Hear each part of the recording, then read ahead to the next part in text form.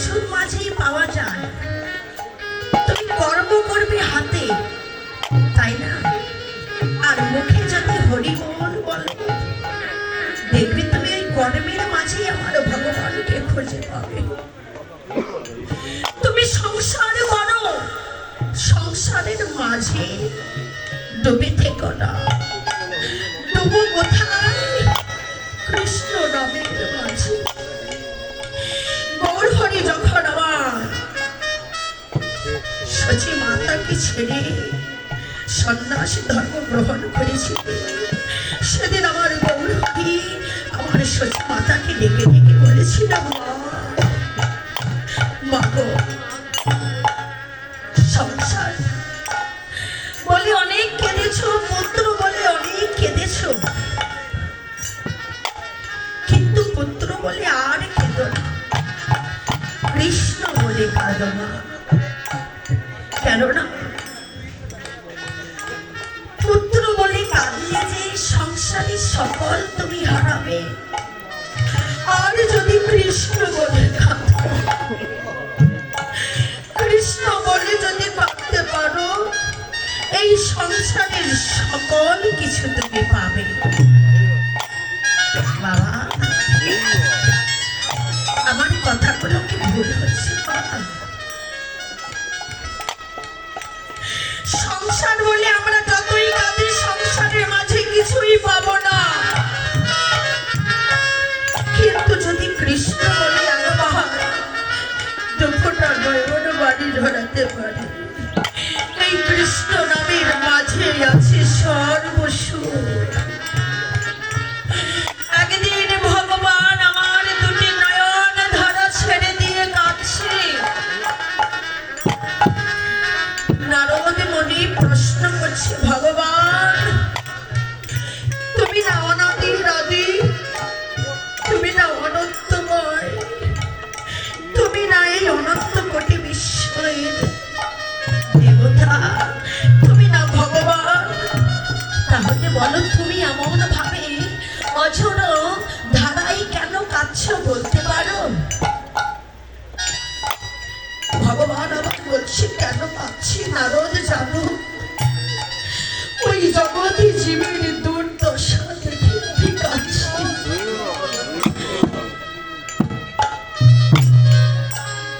ওরা যে সব ভুলে গেছে, ওরা যে কৃষ্ণ ভোলা হয়ে অন্য পথে চলে যাচ্ছে, কিন্তু ওদেরকে আমি কিভাবে এই পথে আনবো, কিভাবে আমি কৃষ্ণ লক্ষ্মী করবো?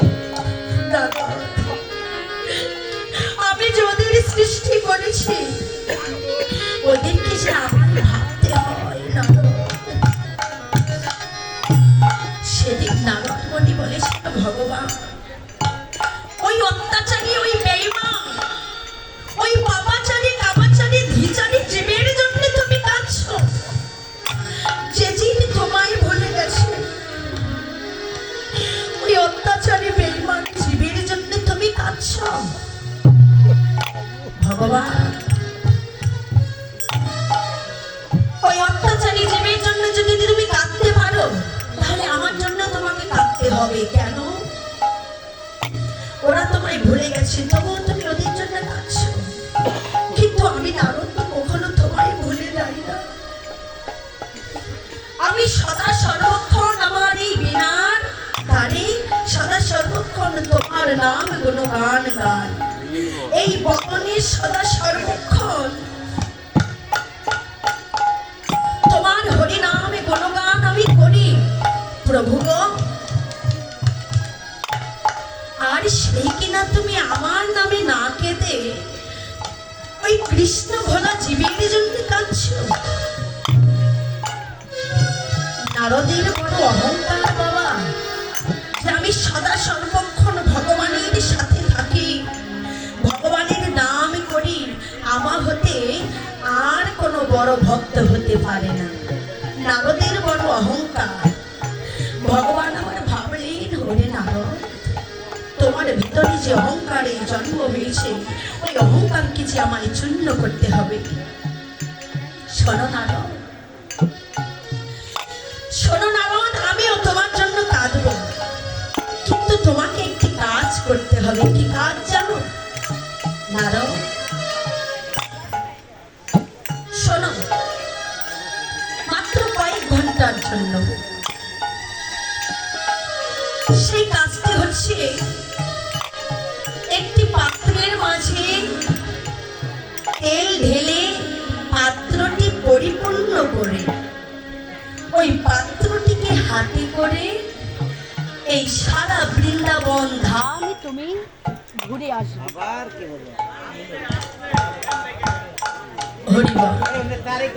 সারা বৃন্দাবন ধাম তুমি একবার ঘুরে আসবে। নারদ, তখন নারদ ভাবছে মনে মনে যে আর কি কঠিন কাজ, একটি তৈলপূর্ণ পাত্রকে হাতের তালুতে নিয়ে সারা বৃন্দাবন ঘুরে আসতে হবে, এটা তো কোনো কঠিন কাজ নয়। আচ্ছা ভগবান, ঠিক আছে, আমি চললাম। নারদ মুনি কি করলেন? একটি তৈলপূর্ণ পাত্রকে হাতে নিয়ে সারা বৃন্দাবন ধাম ঘুরে আসলেন। শর্ত দিয়েছেন ভগবান যে নারদ, দেখো তোমার ওই পাত্র হতে এক ফোঁটা তৈল যেন মাটিতে না পড়ে, এটা হচ্ছে তোমার শর্ত। এবার সারা বৃন্দাবন ধাম ঘুরে এসেছে নারদ মুনি, এক ফোঁটা তৈলকেও মাটিতে পড়তে দেয়নি। বাবা, এই যে একটা কাজ, অনেক দায়িত্বপূর্ণ গুরুত্বপূর্ণ কাজ, যে কাজের দ্বারা আজ নারদ মুনির অহংকারকে চূর্ণ করবে, তাহলে নারদ মুনির কতটুকু মনোযোগ দিতে হয়েছে যেন এক ফোঁটা তৈল মাটিতে না পড়ে। নারদ মুনি চেষ্টা করেছে, যতটুকু চেষ্টা করেছে ভালোই করেছে, যেন এক ফোঁটা তৈল মাটিতে পড়তে দেয়নি। এবার এসে ভগবানকে বলছে, ভগবান এবার তাকাইয়ে দেখো, এক ফোঁটা তৈল আমি মাটিতে পড়তে দিই। ভগবান এবার তুমি আমার জন্য কাঁদবে তো, একবার কেঁদে দেখো। আমি তোমার নাম করি, তোমার সাধন করি, তোমার ভজন করি, তুমি একবার আমার জন্য কাঁদবে না? একটিবার কেঁদে দেখা। তখন আমার ভগবান বাবা বড় চতুর, বড় চতুর। তিনি বলছে, নারদ তুমি যখন ওই তৈলপূর্ণ পাত্রটিকে নিয়ে ঘুরেছ, তোমার মনটা কোথায় ছিল? নারদ মুনি বলছে, কেন ওই পাত্রের মধ্যে যেন এক ফোঁটা তৈল মাটিতে না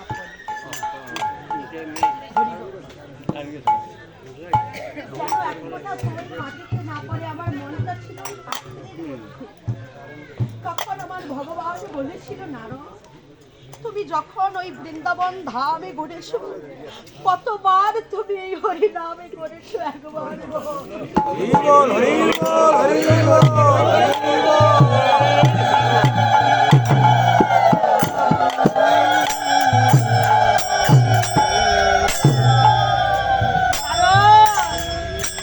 বলো তুমি তখন কতবার এই হরি নামে ঘুরেছো, একবার বলো। নারদ বলছে, প্রভু গো, আমার ওই কাজে বল দিতে গিয়ে আমি যে হরি নাম বলে একবারও করেছি।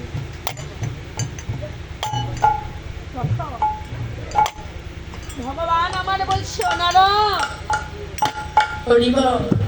শোনো না, ওই যে জগতের ভক্ত আমায় দেখছে, তুমি যে জগৎ মানে যত ভক্ত আমার দেখছো, তারা তো সবাই কর্মে ব্যস্ত থাকে। জীবনে বাঁচতে হলে কর্ম করতে হবে, কর্ম ছাড়া কেউ বাঁচতে পারে না। প্রতিটা পদে পদে তাকে কর্ম করতে হয়। নারদ, ওই জগতের জীব কর্ম করতে গিয়ে আমায় ভুলে গেছে, তাই কি আমি তাদের ভুলতে পারি? তাই তো আমি তাদের জন্য কাঁদি, কেঁদে কেঁদে বলি, ওরে জগতের জীব তোমরা একবার কর্মকে ত্যাগ করে একবারে বদনে হরি হরি হরি বলো। আর কি বলবি জানো জি, এই জগৎ মাঝে আমার ভগবান ভক্তদের বোঝানোর লাগে এই জগৎবাসী জীবকে ডেকে ডেকে বলছি, ওই ব্রজ ভাবে ভীমর হয়ে ওই ব্রজ রশ্মির বন্যায় ডুবে গিয়ে গৌর হরি আমার যেন এই জগৎবাসী জীবকে ডেকে ডেকে বলছে, ওরে জগতের জীব তোমরা কি করিবে জানো। এবারে গৌর আমারে ধবলি বলে ডাকছে কেন, বলে তোমরা একবার ধরো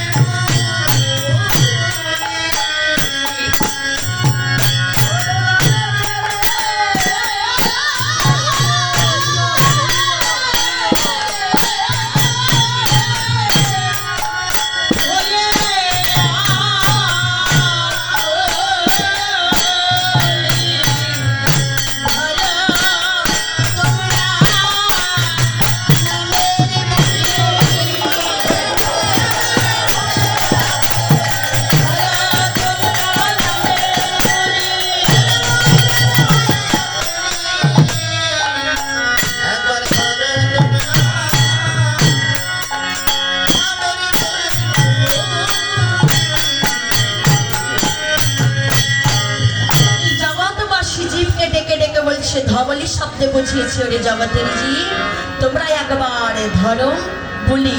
কোন বলি ধরো? নামের বলি ধরো।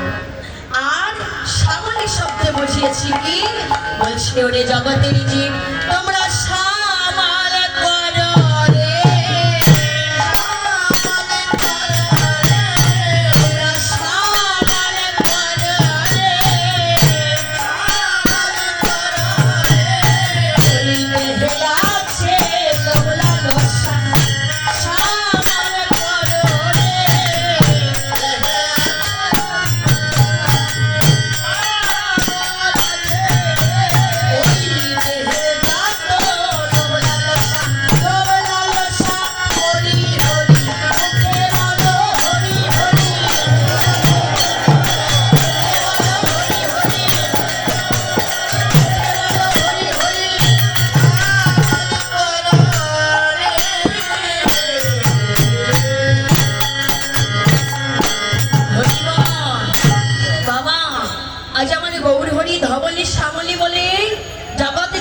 ডাকছে। আচ্ছা, এই যে জগৎ জীবকে যে প্রভু আমার ডাকছে, আজ প্রভুর অন্তরে কি ভাবের উদয় হয়েছে, এই ভাবের উদয় যে কি ভাব উদয় হয়েছে, এই ভাবকে কেউ বুঝতে পারে? আমার গৌর হরি অন্তরের ভাবকে বুঝতে পারে এমন ভক্ত কি নদীর মাঝে নেই? আছে। যদি না থাকতো আমার মতো পাপী ইহা জানতো না আর বলতেও পারতো না। তাই বৈষ্ণবী কবি বলছে, শোনো শোনো, গৌর হরির অন্তরে যে ভাবের উদয় হয়েছে, ওই ভাবে কে জানে আর কে বোঝে জানো? বলি বোঝে কেবল ওরে তারাই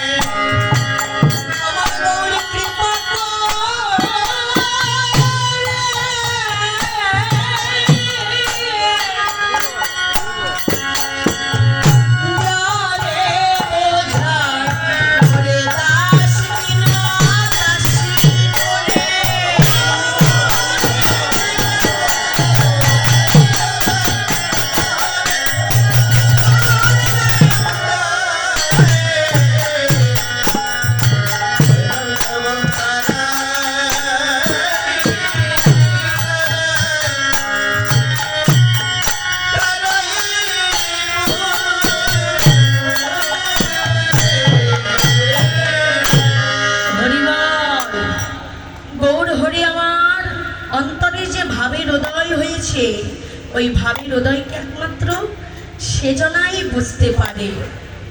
কোন জনা? যে জনাকে আমার গৌর হরি দয়া করে তার দাস কিংবা দাসী করে তাকে বোঝায়, একমাত্র ওই ভাব সেই বুঝতে পারে। তাই গৌর হরি আমার আরো কি করেছে,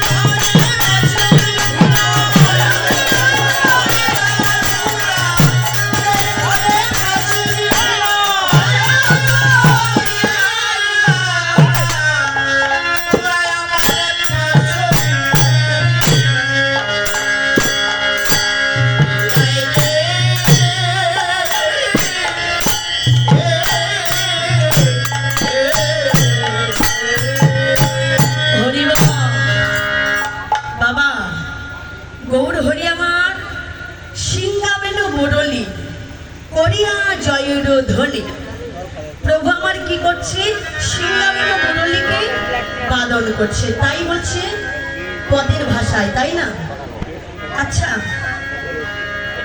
পদের ভাষায় যদি তাই বলে থাকে, তাহলে বাবা এখানে কি পদকবি কিছু ভুল লিপিবদ্ধ করেছে?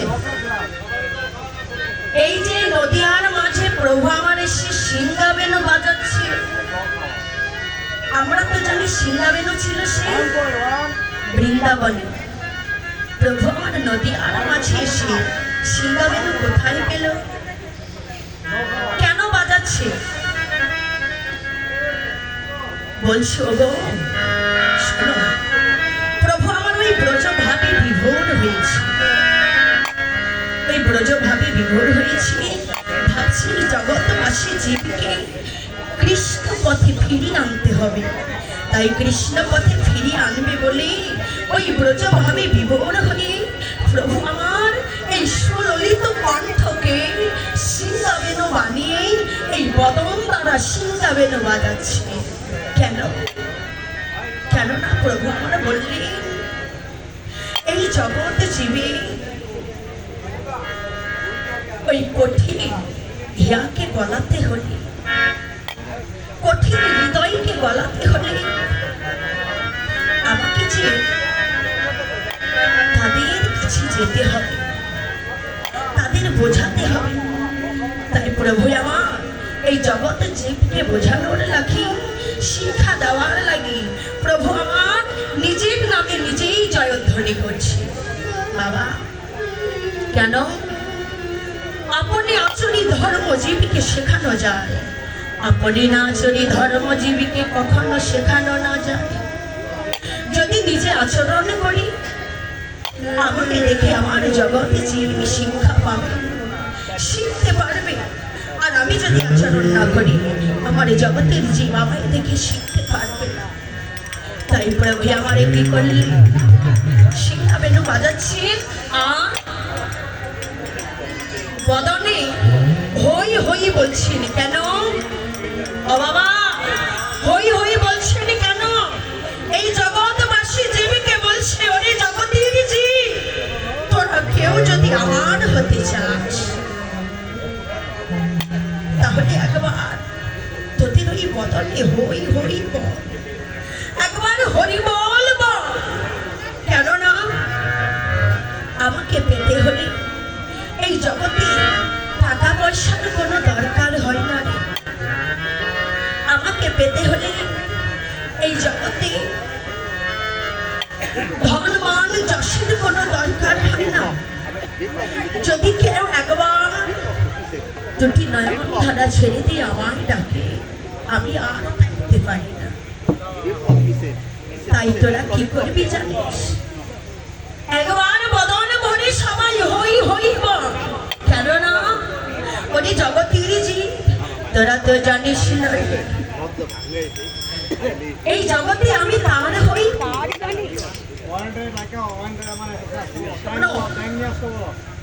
এই জগৎ মাঝে একমাত্র আমি তারই হই।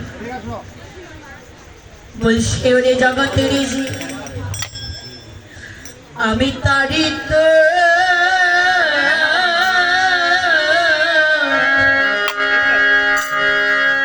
হই রে।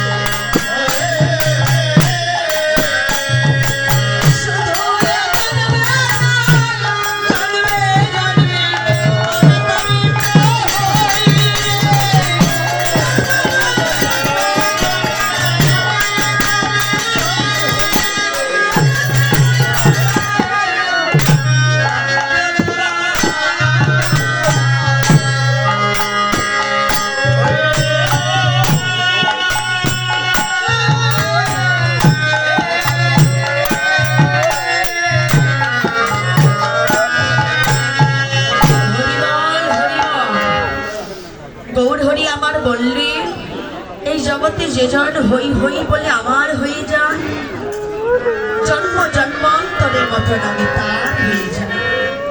তাই গৌর হরি আমার আরো কি করলি, ওরে রামায় সুন্দরানন্দ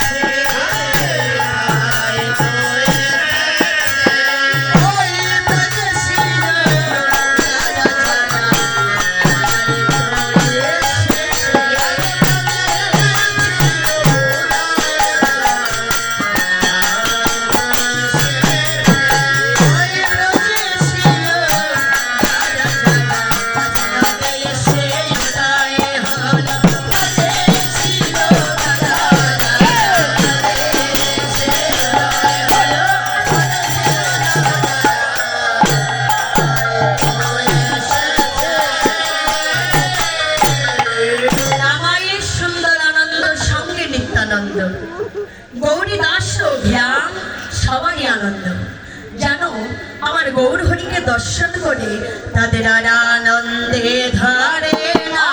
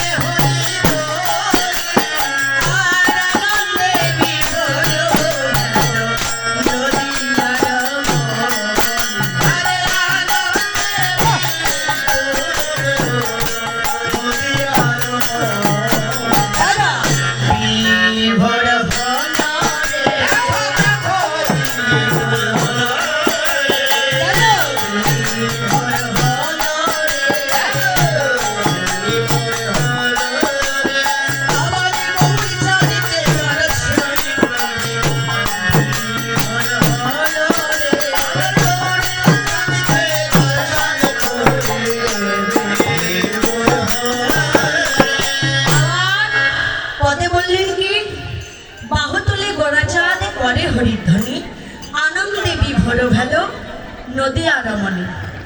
আচ্ছা, নদিয়ার মাঝে কি একজনও পুরুষ নাই? সবাই আমরা রমণী। বাবা, রমণীর শব্দের অর্থ হচ্ছে নারী। বাবা, এটা কোন নারী? আমরা নারী বলে জন্ম নিয়েছি তাই নারী হতে পেরেছি না। শুধু নারী বলে জন্ম নিলেই যে নারী হওয়া যায় তা নয়। নারী হতে হলে এই জগতের পুরুষ আর নারীকে অনেক সাধনা করতে হয়, ভজনা করতে হয়। এই জগৎ মাঝে একমাত্র নারীকে জানো। তাই বৈষ্ণবে কবি বলছে, শোনো শোনো, বলি তারায় তোরা মনি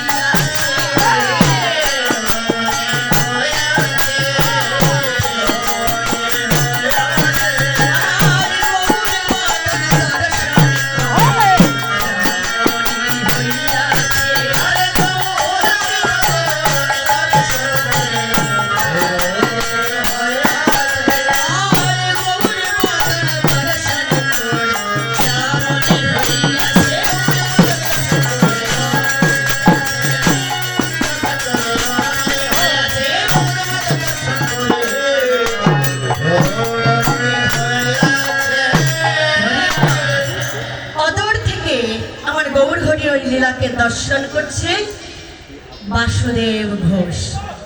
বাসুদেব ঘোষ গৌরহরির লীলাকে দর্শন করে বলছে, গৌর হে, তুমি তো প্রতিদিন প্রতিনিয়ত তোমার লীলাকে তোমার ভক্তের সঙ্গে বিস্তারিত করো, কিন্তু প্রভুগণ, তোমার ওই লীলা দর্শন করার মতো ভাগ্য আমার হয় না।